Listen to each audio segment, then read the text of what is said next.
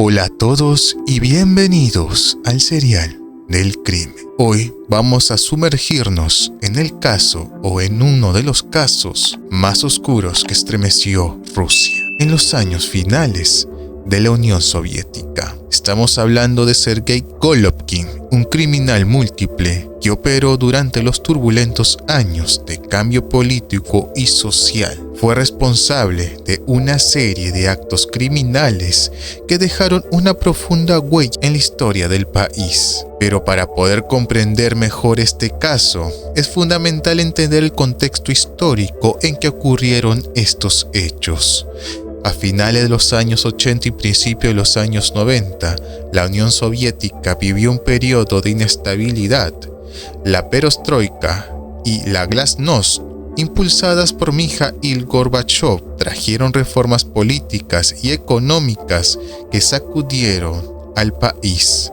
Mientras la sociedad se adaptaba a una nueva apertura y enfrentaba los efectos de la disolución del Estado soviético, los servicios públicos, incluida la policía, se encontraban debilitados. La incertidumbre y la falta de recursos facilitaron que algunos criminales pudieran evadir la justicia durante largos periodos. Los crímenes de Golovkin comenzaron en una época de transición, donde la inseguridad y el caos social permitieron que estos actos se desarrollaran sin un control efectivo. Mientras el país luchaba por encontrar su identidad, figuras como Golovkin aprovecharon las fallas en el sistema, escapando de la vigilancia policial y operando con un nivel de impunidad que hoy resulta aterrador. A medida que el régimen soviético colapsaba y surgían nuevos desafíos para las autoridades,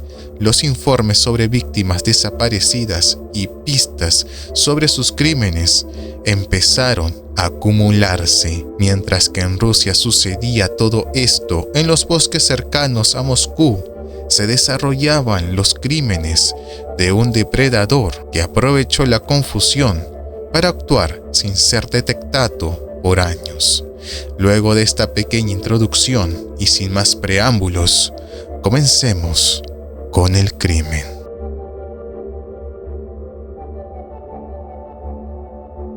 El modus operandi de Sergei Golovkin, también conocido como el carnicero de Moscú, era meticuloso y planificado. Sus crímenes ocurrieron entre 1986 y 1992. Siguieron un patrón que refleja una precisión escalofriante. Golovkin seleccionaba a sus víctimas cuidadosamente, enfocándose en jóvenes varones de entre 10 y 16 años. Estas víctimas fueron elegidas debido a su vulnerabilidad y en muchos casos pertenecían a grupos marginados o eran niños que no despertarían una alarma inmediata en sus comunidades.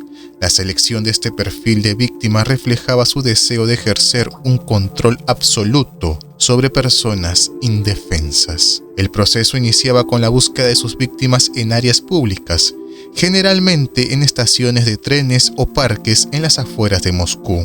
Allí, Golovkin se acercaba a los jóvenes, presentándose como una figura confiable. Una vez que ganaba su confianza, los convencía de acompañarlo a su casa o a un lugar aislado donde se ejecutaría su plan. Ya en estos lugares, Sergei inició su ritual de control. Una vez retenida la víctima, utilizaba diversos métodos que combinaban coerción psicológica y física. Es importante señalar que Golovkin preparó de antemano un espacio específicamente para poder llevar a cabo estos actos. Este lugar, una especie de sótano improvisado en su propiedad, estaba equipado con diversas herramientas que utilizaba como parte de su firma criminal. Golovkin mantenía un control absoluto sobre el escenario del crimen. Parte de su modus operandi era que no dejaba nada al azar.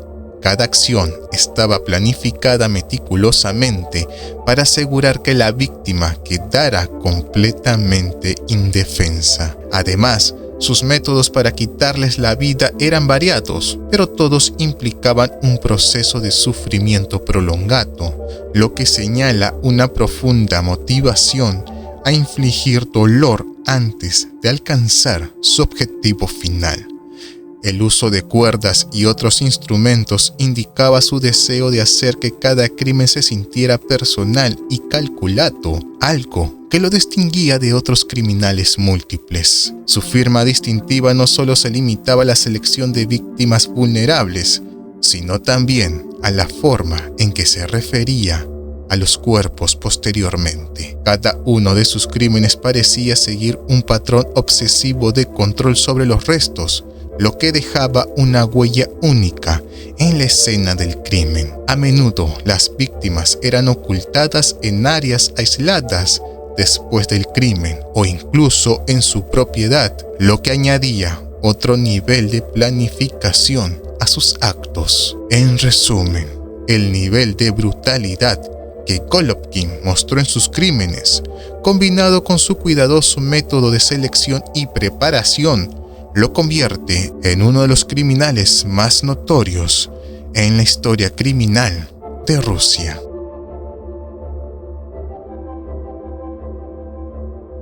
El ritmo y la frecuencia de los crímenes cometidos por Sergei Golovkin revelan un patrón que evolucionó a lo largo de los años, con una intensidad creciente conforme avanzaba su carrera criminal.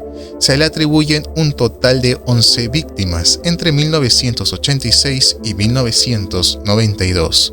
Su primera víctima conocida fue Andrei Polikarpov, un joven de 12 años que desapareció en septiembre de 1986.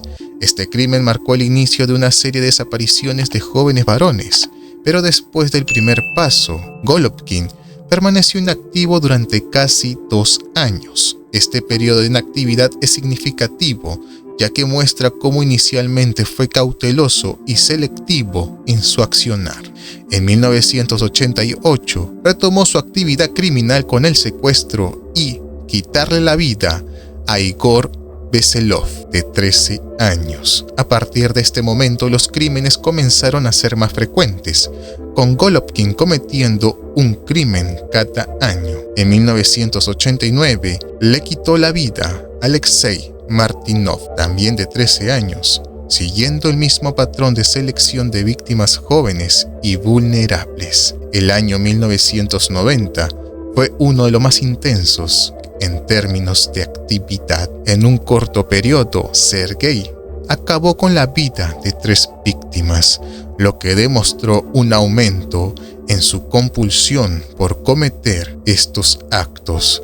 El ritmo de los crímenes empezaba a cortar los intervalos entre cada uno de ellos, algo que incrementaba el pánico en la región. Los medios de comunicación comenzaron a anunciar sobre un posible criminal en serie, aunque las autoridades no lograron conectar los casos de inmediato. En 1991 se registraron 2 crímenes más, lo que indica que su frecuencia era cada vez mayor, las desapariciones eran más notorias y el miedo en las comunidades creció considerablemente. Durante este tiempo, la falta de pistas claras dificultaba los esfuerzos para poder vincular estos crímenes entre sí. Finalmente, Golovkin cometió su último crimen antes de ser arrestado. Este año fue crucial, ya que sus ataques se volvieron más regulares y sus impulsos más difíciles de controlar. En su último año de actividad, llegó a quitarle la vida a varias víctimas en un periodo de pocos meses, mostrando una escalada en su comportamiento criminal. En resumen, la constancia y creciente intensidad de los crímenes de Golovkin, con cada vez menos tiempo entre las desapariciones, dificultaron la identificación y captura del criminal. Estos patrones de actividad reflejan cómo su modus operandi se fue perfeccionando con el tiempo.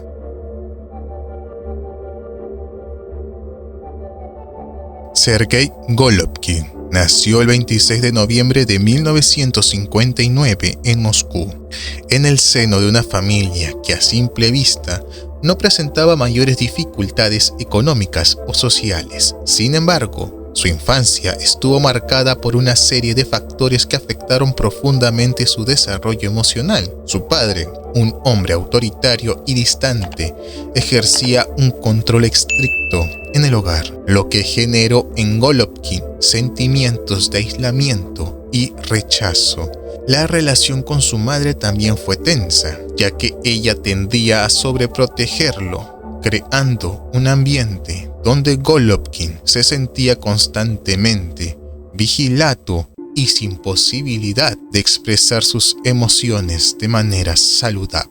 Durante su infancia y adolescencia, Sergei experimentó episodios de intimidación por parte de sus compañeros de clase.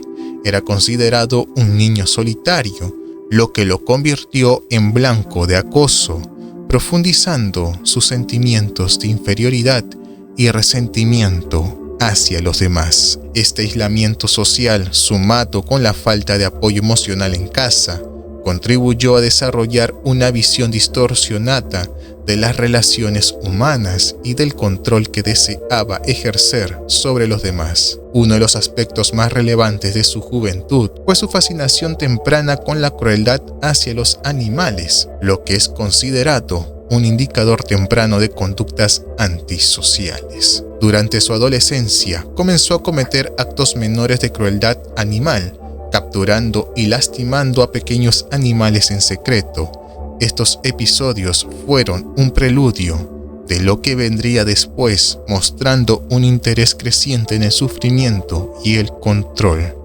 Aunque no se tiene constancia de crímenes graves cometidos durante su juventud, se sabe que Golovkin evitó establecer vínculos cercanos y mostró signos de comportamientos extraños. En cuanto a su salud mental, nunca recibió un diagnóstico formal de trastorno mental durante su niñez o adolescencia, aunque algunos especialistas que han analizado su caso tras su arresto sugieren que podría haber padecido trastorno de personalidad antisocial. Este tipo de trastorno podría haber influido en su falta de empatía y en su incapacidad para establecer relaciones afectivas normales. A menudo que se acercaba la edad adulta, estos comportamientos comenzaron a consolidarse y los episodios de crueldad menor dieron un paso a una necesidad más intensa de ejercer control sobre los demás. Si bien no cometió crímenes graves en su juventud, las señales de su futura peligrosidad estaban presentes en su desarrollo emocional y conductual. En resumen, los traumas de su infancia, la falta de apoyo emocional y sus primeros indicios de conductas antisociales contribuyeron a la formación de su perfil criminal. Estos factores influyeron directamente en su modus operandi, su deseo de control, la brutalidad de sus actos y la creciente frecuencia de sus crímenes.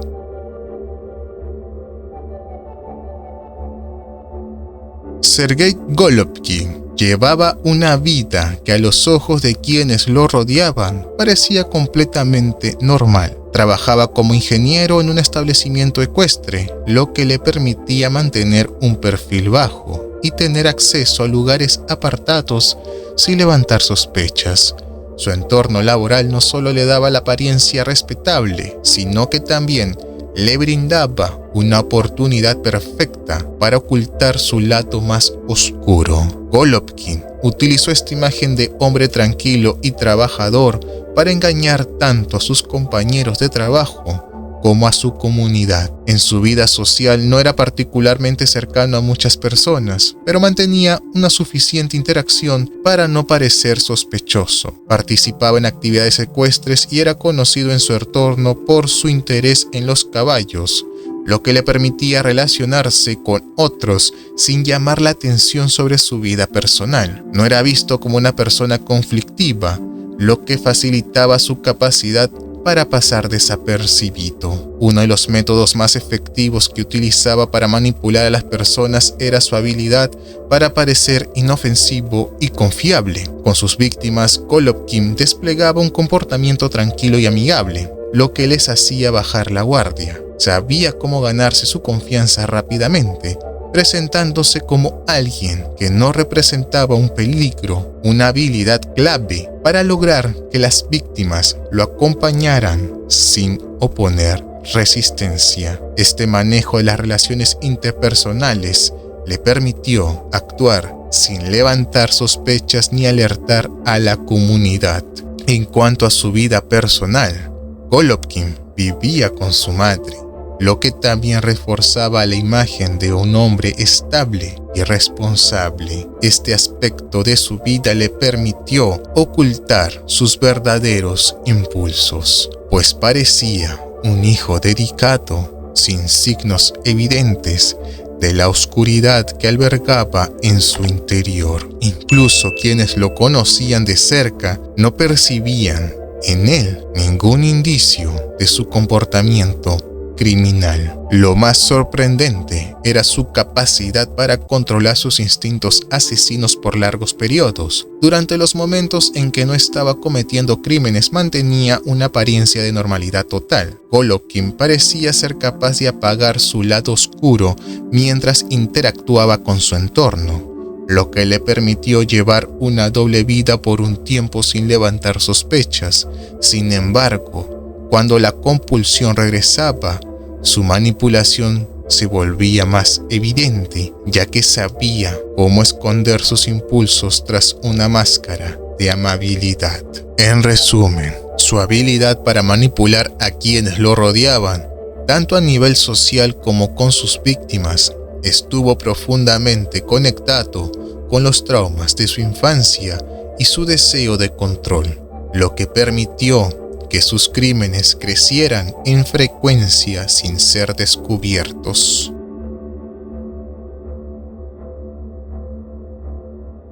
La investigación en torno a Sergei Golovkin comenzó lentamente y con pocos indicios claros. Durante años, la desaparición de varios jóvenes en los alrededores de Moscú pasó desapercibida, en parte debido a la falta de conexión entre los casos y la dificultad para encontrar pruebas concluyentes. Las autoridades rusas inicialmente consideraron las desapariciones como eventos aislados, ya que Golovkin tenía la habilidad de ocultar bien sus crímenes y las víctimas eran seleccionadas de manera que no levantaban sospechas de un patrón en común. Los cuerpos de varias de sus víctimas no fueron descubiertos de inmediato, lo que complicó la investigación. Sin embargo, a medida que las desapariciones aumentaban, las autoridades empezaron a conectar ciertos elementos. Todas las víctimas eran jóvenes varones y los lugares donde fueron vistos por última vez compartían características similares. La investigación tomó un giro importante cuando en 1990 algunos restos humanos comenzaron a aparecer en las zonas rurales cercanas a Moscú, lo que dio lugar a una operación policial más amplia. Golovkin era astuto y sabía cómo evadir las sospechas. Gracias a su apariencia tranquila y su vida aparentemente normal, no levantaba sospechas ni en su comunidad ni en su lugar de trabajo. Esto le permitió continuar con sus actividades criminales durante más de 6 años, sin que las autoridades pudieran identificarlo. Un ejemplo de su capacidad para escapar de la policía ocurrió en 1991, cuando fue interrogado en relación con la desaparición de un joven, pero su actitud tranquila y cooperativa, así como la falta de pruebas directas en su contra, le permitieron salir libre. Sabía cómo manejar las preguntas y proyectar una imagen de total inocencia. Sin embargo, un error crucial lo llevaría a su captura. En 1992, tras el crimen de su última víctima, dejó una serie de rastros más visibles que en crímenes anteriores. En esta ocasión, la policía logró obtener pistas claras que lo conectaban con la escena del crimen. Además, varios testigos afirmaron haber visto a Golovkin en las inmediaciones poco antes de que desapareciera la víctima. La presión aumentó y la policía finalmente identificó a los patrones que lo conectaban con los crímenes anteriores. Fue arrestado fallecido en octubre de 1992, tras un extenso interrogatorio en que las pruebas acumuladas empezaron a pesar en su contra. La evidencia que lo vinculó directamente a los crímenes incluyó restos de ADN, así como objetos personales que habían pertenecido a las víctimas y que se encontraron en su domicilio. Esto fue suficiente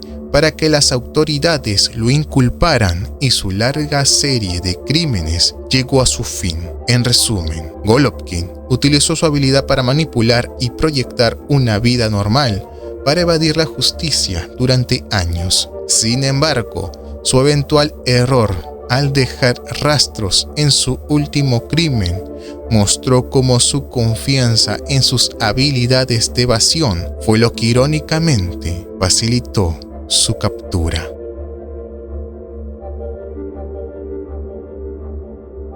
En la cultura popular, los crímenes de Sergei Golovkin han dejado una impresión significativa y controversial. Varias obras y medios se han dedicado a analizar su vida y los motivos detrás de sus actos, lo que ha permitido al público comprender el contexto social de la Rusia postsoviética y los problemas en la justicia penal de ese tiempo. Uno de los libros más conocidos sobre el caso es The Mad Russian Killer. Este libro analiza detalladamente los crímenes del Golovkin y su impacto en la sociedad, ofreciendo además una perspectiva psicológica y social del caso, profundizando en el perfil del asesino, el proceso de investigación y la manera en la que Golovkin evadió a las autoridades durante un tiempo. En cuanto a documentales, el programa ruso Следствие Вели dedicó un episodio a Sergei Golovkin, exponiendo detalles sobre su vida y su modus operandi.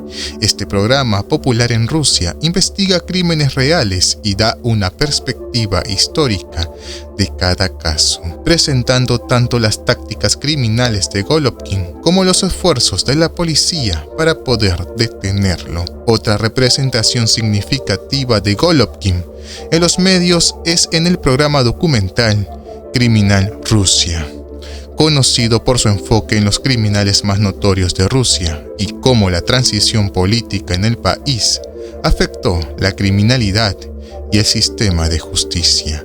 Esta serie incluye a Golovkin en su cobertura de casos emblemáticos. Estos medios han ayudado a cimentar el legado de Golovkin en la cultura popular, recordando sus crímenes y generando interés en cómo se construyen perfiles de criminales en Rusia.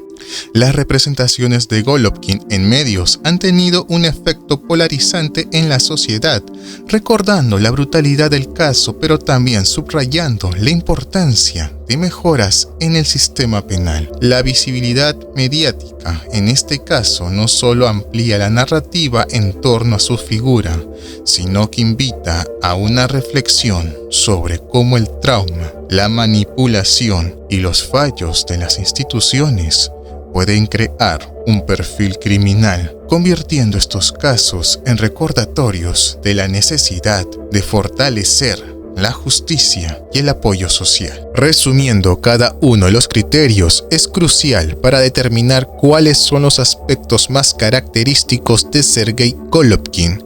Por ende, decidí darle una calificación a cada criterio basándome en los puntos proporcionados. En ritmo de crimen le estamos dando 88 puntos. Mantuvo una actividad constante durante años, lo que refleja su capacidad para poder cometer múltiples crímenes incluso en periodos relativamente cortos. Su frecuencia de crímenes también aumentó con el tiempo, mientras que su constancia en la actividad criminal ayuda también a esta calificación. En lo que es la brutalidad, la metodología de Golovkin fue extremadamente despiadada. El daño adicional que infligía a sus víctimas no eran tanto físicas, sino también emocionales. También merece una alta calificación por ese motivo. En traumas personales le estoy dando un total de 89 puntos. Los traumas de infancia de Golovkin, especialmente relacionados con el abuso y la negligencia, justifican esta puntuación alta. Las experiencias traumáticas en su vida adulta, aunque menores en comparación con su infancia, aún son relevantes. En evasión a las autoridades le estoy dando 84 puntos. logró evadir la captura durante un tiempo. Sus métodos para ocultarse y continuar con su doble vida eran bastante complejos. Sin embargo, no cambia de identidad ni ubicación de manera sofisticada, por lo tanto, esta sería su nota. En lo que es manipulación le estoy dando 92 puntos. Fue extremadamente habilidoso en controlar a sus víctimas y esto refleja una calificación prácticamente alta. Además, su capacidad para engañar a las autoridades y a su entorno fue significativo también. En influencia en la cultura popular le estoy dando solamente 75 puntos. Si bien su caso ha sido representado en medios rusos, no ha alcanzado la misma notoriedad global que otros criminales. En cuanto a su presencia en libros documentales y películas, su influencia es algo menor. Por ende, se estaría dando esta calificación. El promedio es de 87 puntos. La calificación más alta se la lleva justamente la brutalidad, lo que demuestra que este aspecto es uno de los rasgos más característicos de Golovkin. Su manipulación y ritmo de crímenes también juegan un papel importante en su notoriedad, reflejando su capacidad para cometer actos graves mientras lleva una doble vida aparentemente normal. Y así llegamos por los demás.